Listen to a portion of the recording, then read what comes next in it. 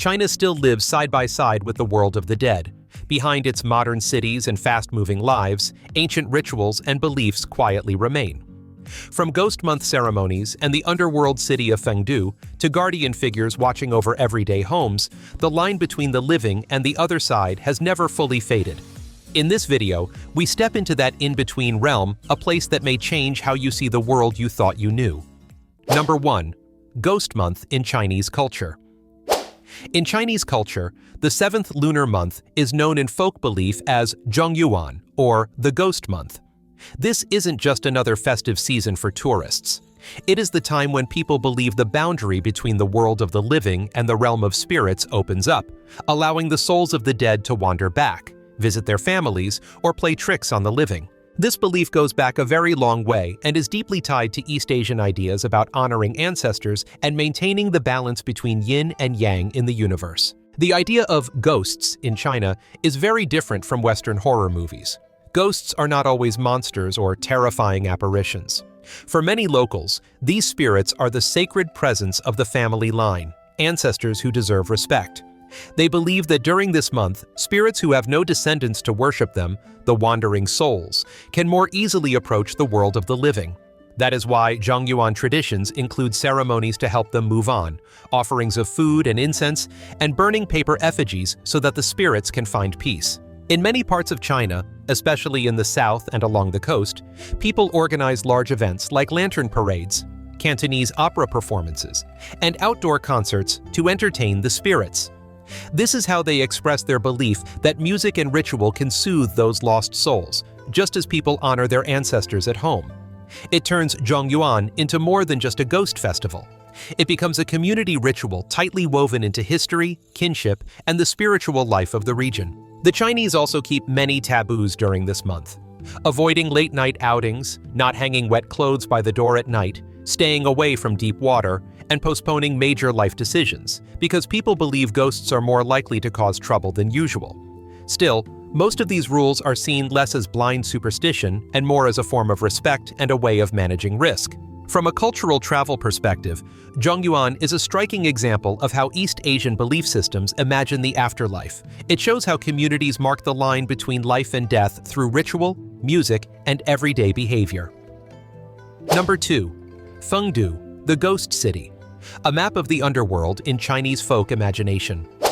In Chongqing Province, Fengdu has long been seen as the city of the underworld in the Chinese popular imagination. Unlike ordinary religious sites or tourist viewpoints, this place is tied to a whole system of beliefs about the journey of the soul after death.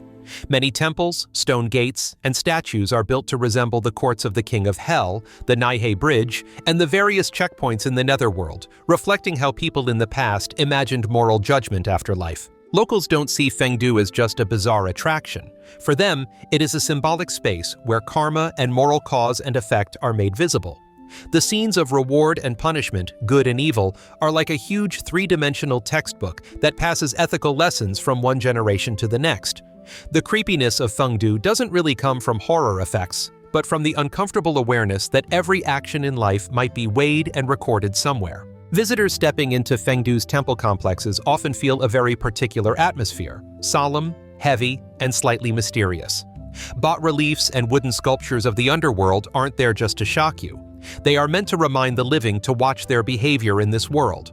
Locals explain that this is their way of expressing faith in a universe with order, where nothing we do disappears without a trace. Today, Fengdu is obviously a tourist destination, but its real cultural value lies on a symbolic level.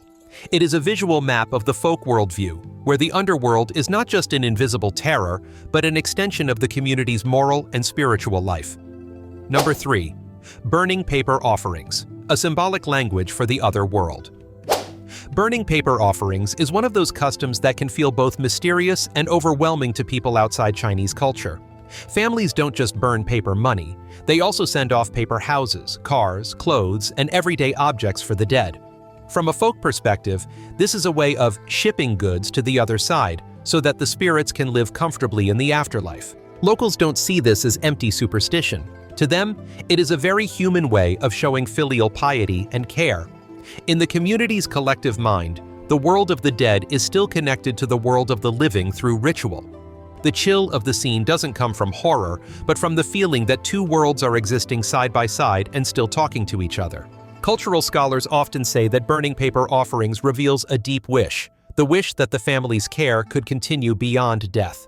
These paper items are not only symbolic gifts, they also carry ideas about responsibility, affection, and ancestral memory. For many families, the ritual brings comfort. It helps them feel that their loved ones are still being looked after somewhere in another form of existence. Today, many areas are trying to tone down the scale of the practice for environmental or social reasons. But the spiritual meaning remains at the center. Burning paper has become a symbolic language for expressing emotion and faith, a way to say that the bond between generations doesn't stop at the grave. Number 4. Village graveyards, living side by side with the ancestors. In many rural parts of China, graveyards are not completely separated from everyday life like they often are in other countries. Ancestral tombs are built close to the village, on hillsides or at the edge of the fields, creating a landscape where the living and the dead literally share the same cultural space. For outsiders, scattered mounds and old stone graves can feel desolate, even eerie. For local villagers, though, they are the physical traces of family history. Ancestor worship sees the grave as the place where the soul resides, and taking care of it, cleaning, repainting, offering food and incense, becomes a natural duty for the descendants. Many families believe that the grave's feng shui, its position in the land, can influence the fate of the whole clan. That is why discussions about burial or repairing tombs carry more spiritual weight than financial meaning. Because of this, the village graveyard is not just a space of death, it is a kind of axis that connects past and present. Tomb sweeping festivals like Qingming and big clan memorial days keep collective memory alive. The scary feeling some visitors have mostly comes from the silence and the sense of deep time, not from anything visually gruesome. From a cultural perspective, living so close to the graves shows how people define the tight relationship between family, land, and ancestors. The graveyard becomes a sacred neighborhood, a very specific kind of rural Chinese space where everyday life and ancestral presence are woven into one landscape. Number 5. Funeral homes and farewell rituals between life and death.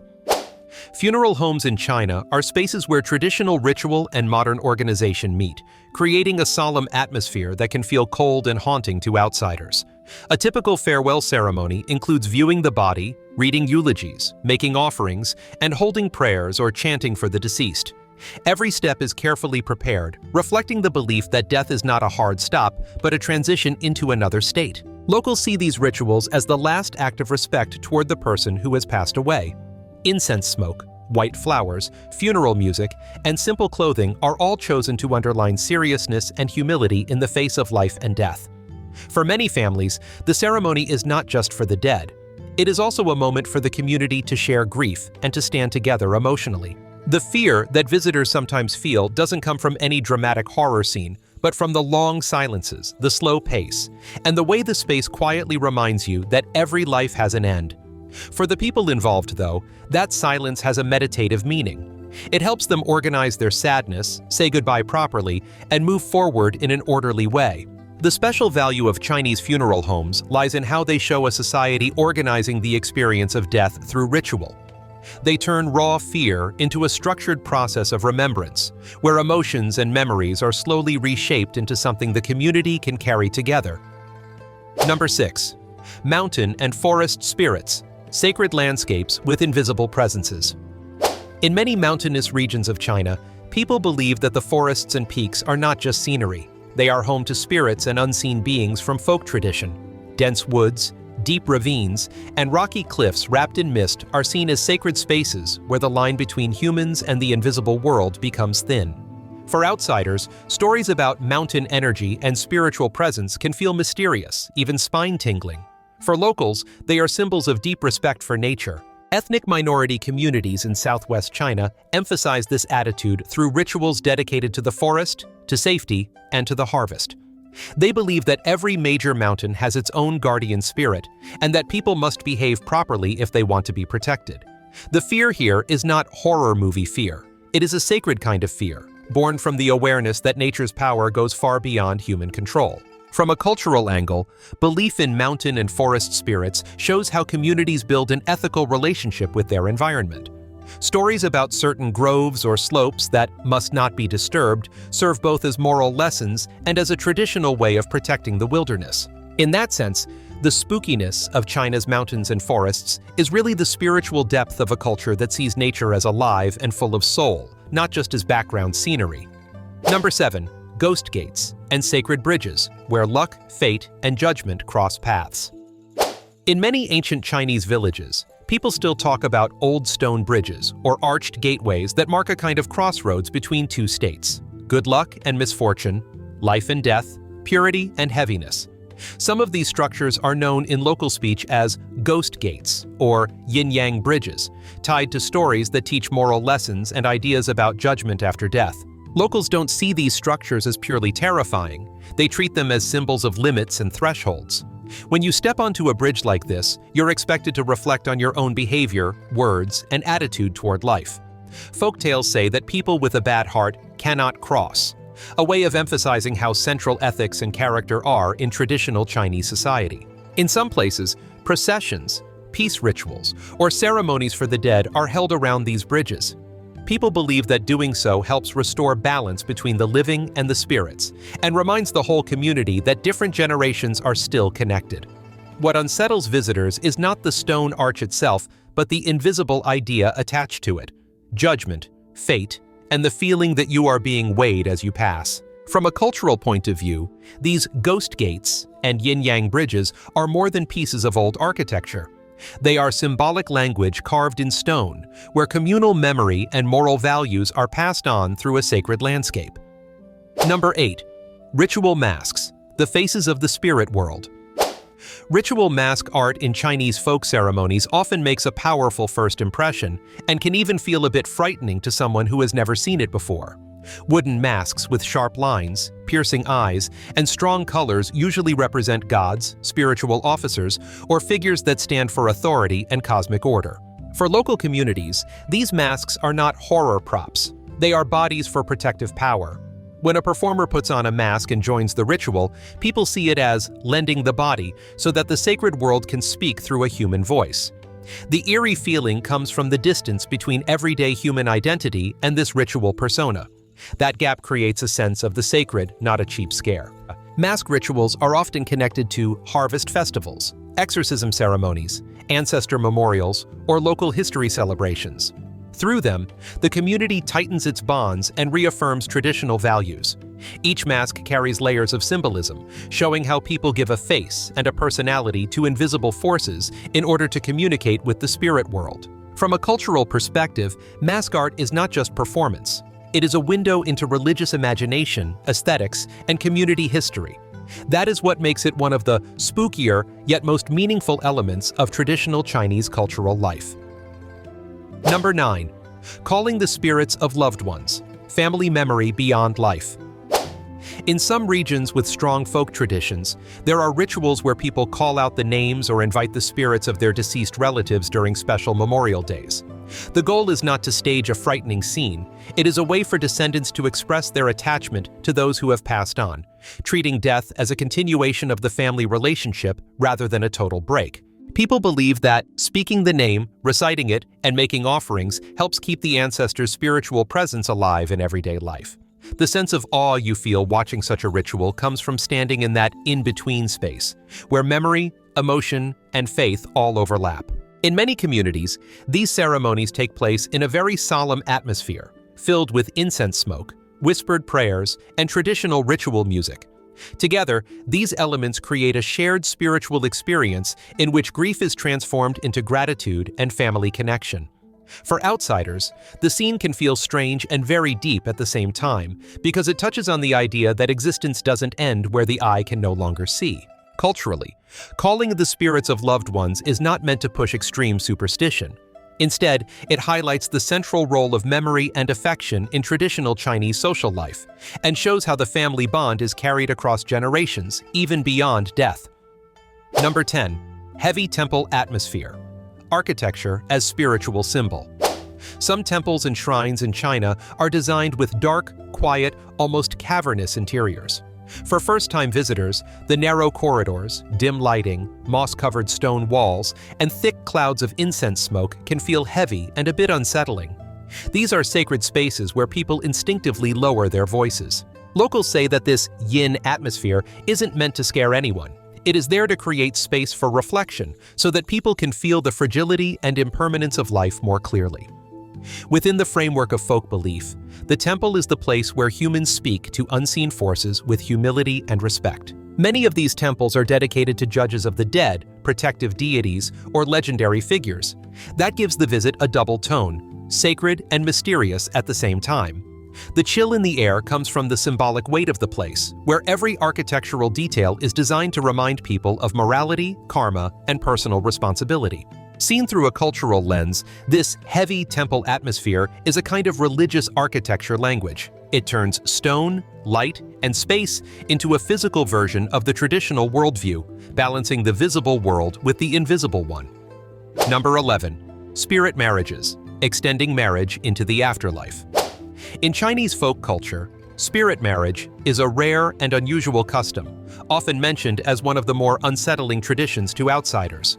According to older beliefs, people who die without ever marrying are seen as not having completed their social life cycle, and their souls might be lonely in the underworld. To ease that fear, some families arrange a symbolic wedding for the deceased, hoping that the spirit will have a partner and a place to belong. Locals don't view spirit marriage as a horror ritual. They see it as a way to calm the family's spiritual worries. These ceremonies are usually small, quiet, and very formal, using paper effigies and symbolic objects. The idea of connecting two fates in the other world shows how the community continues to treat marriage as a social bond that can reach beyond the border of life and death. For outsiders, the eerie part is simply that the ritual involves someone who has already died. But for the family, it is a gesture of gratitude and comfort, making sure that their loved one is not left alone in the universe of folk belief. From a cultural standpoint, spirit marriage is a clear example of how traditional Chinese society stretches its social network into the afterlife, turning marriage into a symbol of ongoing connection between two worlds. Number 12. Avoiding the number 4, when sound becomes a symbol of death. In modern Chinese cities, there is a cultural habit that feels very everyday but also quietly chilling: avoiding the number 4. In Chinese, the word for 4 sounds very close to the word for death, so in popular belief, it has become a number tied to bad luck. That's why, in many buildings, you'll find elevators with no 4th floor or hotels that skip room 404. Not everyone fully believes in the bad omen, but the habit of staying away from the number 4 has become an unspoken social rule. It reflects a desire to dodge risk in serious areas of life, like housing, hospitals, or important offices. For outsiders, this can seem strange and a bit eerie, as if death were an invisible echo built into the layout of modern spaces. Culturally, this is more than simple superstition. It is a symbolic system built on language and group psychology. Numbers become places where fear, belief, and routine come together, showing how people load the material world with layers of subtle spiritual meaning. It is exactly this blend of fast, modern city life with constant hints of mortality that makes the avoidance of the number 4 feel lightly spooky, but also very rich for anyone interested in how culture and memory survive in everyday habits. Number 13. Watching over the coffin, a long night of silence and memory. In many rural areas of China, traditional funerals include an all-night vigil beside the coffin. In the quiet of the night, relatives and neighbors sit around the deceased, burn incense, talk softly, or share stories about the person who has passed away. For outsiders, spending an entire night next to a coffin can be unsettling. For the local community, it is a moment when grief is slowly transformed into connection. Keeping vigil means the dead are not left alone during their last night among the living, and it gives everyone a chance to face the loss together. From a cultural perspective, this is a form of community therapy carried out through ritual, where silence and stillness play a key role in saying goodbye. The atmosphere is more quietly mystical than dark. The spookiness that visitors feel comes from the awareness of how fragile life is, rather than from any gruesome detail. For locals, staying awake with the coffin is a gesture of filial piety and loyalty, making sure that the bond between the living and the dead is not cut too abruptly. What makes this ritual special is that it turns the funeral night into a shared memory space. By being physically present, people hold on to the image of the person who has died, not through big speeches, but through calm, silent company. Number 14. Driving out misfortune. When a community talks to its shadows. During certain folk festivals, Chinese communities carry out rituals of exorcism or sending away impurity to push out bad luck, illness, or misfortune. These ceremonies may involve processions with statues, loud drums, chanting, and burning paper symbols of all the things people want to leave behind. For outsiders, the intense sound, thick incense smoke, and serious faces of the participants create an atmosphere that is both sacred and slightly chilling. Locals don't see this as scary magic. They see it as a way for the community to reset its spiritual balance. The ritual gives people a chance to pour their worries and unexplained fears into a shared ceremony, and to strengthen the belief that they can overcome hard times together. On a cultural level, these exorcism rites express a symbolic kind of fear. People hand over their anxieties to the ritual and send them off through powerful, formal gestures. If there is anything unsettling, it comes from watching an entire community speak to its own shadows in such a direct, collective way. It is the mix of ritual music, religious symbols, and shared emotion that makes these ceremonies such a unique piece of spiritual life in many parts of China. They show how a community negotiates with its darkness, not by hiding it, but by facing it in public through tradition. Number 15. Guardian creatures in stone. When statues become invisible protectors.